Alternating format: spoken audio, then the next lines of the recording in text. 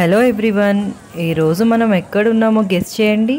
ఇది Vizag fishing harbour. ఇక్కడ మనకి డైరెక్ట్గా ఫిషెస్ కొనుక్కునే ఛాన్స్ ఉంటుంది.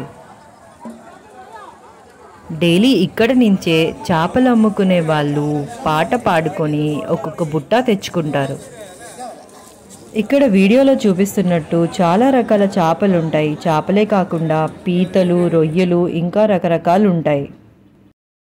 బుట్టలలో అన్ని రకాల చేపలు వేసి ఉంటాయి. మనకి ఏది కావాలో అది మనం సెలెక్ట్ చేసుకున్నాక అక్కడ పాట పాడుకోవాలి. ఎవరైతే మంచిగా పాట పాడతారో వాళ్ళకి ఆ బుట్ట ఇస్తారు. ఈ చిన్న చేపల బుట్టలు ఒక 1000 రూపాయల నుంచి స్టార్ట్ అయ్యాయి. కోనేం ఇంకా వంజరం అయితే 2500 వరకు ఉన్నాయి. ఆ రోజు మేము రొయ్యల బుట్ట తీసుకున్నాం. అది 1900 పడింది. 100 రూపీస్ ఇంకా ఎక్స్ట్రా క్లీన్ చేయడానికి తీసుకున్నారు. ఇప్పుడు మనకి అసలైన పని స్టార్ట్ అయింది. రొయ్యలు చాలా టేస్టీగా ఉంటాయి, కానీ అవి ఎంత క్లీన్ చేసినా ఇంటికి వచ్చిన తర్వాత ఇలా ఈ పార్ట్ చూపిస్తున్నాం కదా, ఇది క్లీన్ చేయడానికి కనీసం గంట పట్టింది. ఎందుకంటే బుట్ట రొయ్యలు అంటే కనీసం ఒక పెద్ద ఫ్యామిలీ 2 days తినచ్చు. వీడియోలో చూపిస్తున్నట్టు నైఫ్తో ఇలా మధ్యలో కట్ చేసి అక్కడున్న వేస్ట్ మెటీరియల్ని తీసేయాలి. ఇది రిమూవ్ చేయకుండా అస్సలు తినకూడదు, ఎందుకంటే దీనివల్ల చాలా అలర్జీస్ వస్తాయి. ఇది మంచిది కాదని చెప్తారు. ఇక్కడ కనిపిస్తున్న క్వాంటిటీ సగం క్వాంటిటీ, ఎందుకంటే మేము 2 families షేర్ చేసుకున్నాము. ఇది కూడా నేను మ్యారినేట్ చేసి 2 daysకి యూజ్ చేశాను. ఇక్కడ ప్రాసెస్ అంతా చూపిస్తున్నాను. వీడియో లాస్ట్ వరకు చూడండి. ఎలా కుక్ చేయాలో కూడా చూపించాను.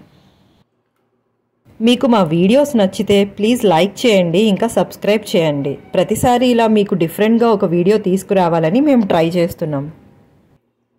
2-3 times మనం వాటర్తో బాగా వాష్ చేసుకోవాలి. అందులో కొంచెం సాల్ట్ వేసుకోవాలి. ఈ చేపలు, రొయ్యలు, పీతలు వీటిని బాగా క్లీన్ చేయాలి, లేదంటే చాలా స్మెల్ వస్తుంది. సో మనం నీట్గా క్లీన్ చేసుకున్న తర్వాత మ్యారినేట్ చేసుకుంటే బాగుంటుంది. మ్యారినేట్ చేయడానికి ఇక్కడ ఉప్పు, పసుపు, కారం, కోరియాండర్ పౌడర్ ఇంకా గరం మసాలా వేసి బాగా కలుపుకొని పక్కన పెట్టుకోవాలి. నేను ఇక్కడ 2 partsగా మ్యారినేట్ చేసుకున్నాను, ఎందుకంటే ఒకటి ఈరోజు వాడిన తర్వాత నెక్స్ట్ వన్ ఫ్రిడ్జ్లో స్టోర్ చేసి తర్వాత యూజ్ చేసుకుందామని. ఫ్రిడ్జ్లో పెట్టేటప్పుడు ఖచ్చితంగా ఫ్రీజర్లో మాత్రమే పెట్టండి, లేదంటే బ్యాక్టీరియా డెవలప్ అవుతుంది. అది మంచిది కాదు. ఇక్కడ నుంచి కుకింగ్ ప్రాసెస్ ఉంటుంది చూడండి. యాజ్ యూజువల్ మనం onions, tomatoes, ginger garlic paste ఇవన్నీ కలిపి ఎలా చేసుకుంటామో అదే పద్ధతిలో నేను కూడా చేశాను. ఆ రోజు ఇంకా సండే క్లీన్ చేసేటప్పటికే చాలా టైం అయింది. సో సింపుల్గా ఆ రోజు రసం ఇంకా రొయ్యల కూర, అన్నం ఇది మాత్రమే మా స్పెషల్ ఆ రోజు.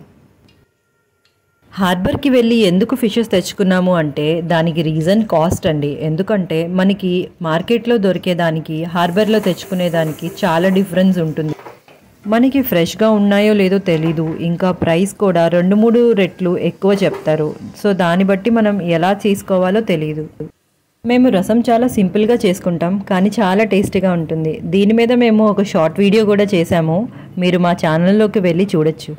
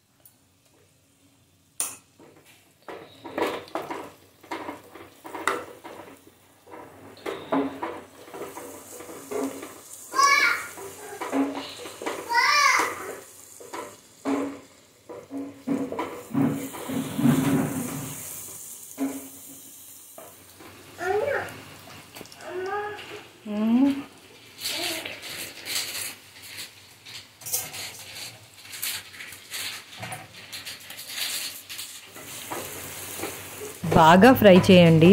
రొయ్యల్లో వచ్చిన వాటర్ అంతా ఇంకాలి, లేదంటే స్మెల్ వస్తుంది. సో ఇది బాగా ఫ్రై అయి నూనె తేలిన తర్వాత టొమాటో ప్యూరీ కలిపి మళ్ళీ కొంచెం సేపు ఫ్రై చేసి వాటర్ వేసి మూత పెట్టుకోండి. 15 మినిట్స్ తర్వాత మూత తీసి ఒకసారి టేస్ట్ చూడండి. ఇంకా ఒక ముక్క ఉడికిందో లేదో చూసుకోండి. అన్నీ సరిపోతే టేస్టీ అయిన రొయ్యల కూర రెడీ.